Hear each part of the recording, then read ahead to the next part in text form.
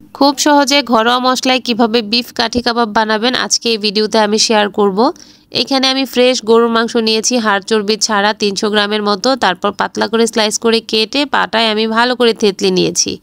এই অবস্থায় আমি দিয়ে দিচ্ছি টক দই প্রায় 50 গ্রামের মতো, আর দিব অন্যান্য মশলা।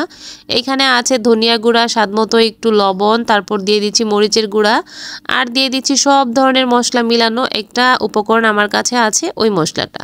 সামান্য একটু আদা রসুন পেস্ট একসাথে দিয়ে দিচ্ছি, তার মধ্যে দিয়ে দিলাম সয়া সস। সয়া সসের পরিমাণটা কম দিতে হবে যেহেতু লবণ দেওয়া আছে। তারপর সামান্য টমেটো সস দিয়ে দিলাম, দিয়ে সবগুলো উপকরণ এখন ভালোভাবে মেখে নিব। আর হ্যাঁ, সামান্য পরিমাণ গোলমরিচের গুঁড়াও অ্যাড করবেন, আমিও অ্যাড করেছিলাম বাট ভিডিও নিতে ভুলে গিয়েছিলাম। তো ভালো করে মেখে নিব যেন সবগুলো উপকরণ এক মাংসের সাথে খুব ভালোভাবে মিশে যায়। ভালোভাবে মেখে নেওয়ার পর এটাতে যেন স্মোকি ফ্লেভার আসে একদম রেস্টুরেন্টের মতো, সেজন্য আমি একটা কয়লা পরিয়ে নিয়েছি, তাতে দিয়ে দিলাম খাঁটি ঘি, দিয়ে সাথে সাথে ঢেকে দেবো। আর এই যে ধোঁয়াটা হবে এটাতে একদম স্মোকি একটা ফ্লেভার আসবে, এই জন্যই এই সিস্টেমটা আমি সবসময় ফলো করি।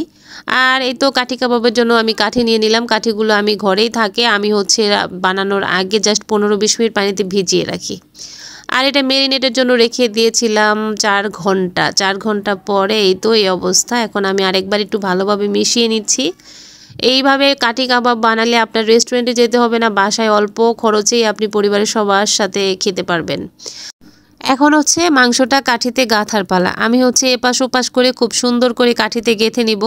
যদিও এক হাতে মোবাইলের জন্য খুব ভালোভাবে দেখাতে পারছি না, বাট আপনারা খুব সহজেই করতে পারবেন একদম খুব সহজভাবে। এই যে ঠিক এইভাবে ঘুরিয়ে ঘুরিয়ে হচ্ছে আপনি একটু একটু করে পুরোটা স্লাইস একদম এই কাঠির মধ্যে চেপে চেপে গেঁথে নেবেন। আর এই প্রসেসটা খুবই ইজি, বাট আমার এক হাতে ফোন থাকার কারণে খুব ভালোভাবে আপনাদের সাথে শেয়ার করতে পারছি না। তো একে একে আমি যেই কয়টা কাঠি করতে চাই ঠিক এইভাবে গেঁথে নিব, এবং কিন্তু চেপে চেপে গাঁথতে হবে, তাহলে হচ্ছে একদম পারফেক্ট হবে বিফ কাঠি কাবাব। এই যে এরকমটা হয়েছে, এরকমভাবে আমি সবগুলো কাঠি গেঁথে নিব যে কয়টা আমি প্রয়োজন মনে করি, তারপরে এইভাবে চেপে চেপে দিব। রেস্টুরেন্টে কিন্তু এরকমই থাকে, আর রেস্টুরেন্টের চাইতে কিন্তু বাসার খাবারটা অবভিয়াসলি অনেক বেশি স্বাস্থ্যসম্মত আর খেতে অনেক ভালো হয়। তো এরকমভাবে আমি সব কয়টা কাঠি হচ্ছে গেঁথে নিব। এই তো গাঁথা হয়ে গেল, এখানে 4টা কাঠি আমি গেঁথেছি এবং খুব সুন্দর হয়েছে। এখন হচ্ছে ভাজার পালা। চুলায় আমি একটা ননস্টিকের ফ্রাই প্যান বসিয়ে দিলাম, তাতে তেল দিয়ে দিলাম। তেলের পরিমাণটা অনেক বেশি হবে না, আবার একদম কমও হবে না, কারণ এটা ডুবো তেলে ভাজা হবে না, আবার কম তেলেও ভাজা ভালো হবে না, এই জন্য মিডিয়াম দিতে হবে।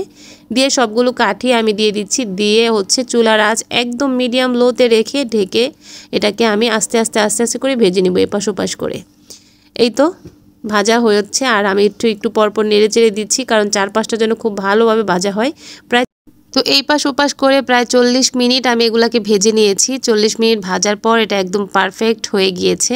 আর আপনারা চাইলে একটু পোড়া পোড়া করতে পারেন, যেভাবে খেতে চান। এটা একদম খুব সুন্দর ঘরোয়াভাবে ইজিলি করা যায়, আপনারা এই ভিডিওটা দেখে যে কেউ বানাতে পারবেন।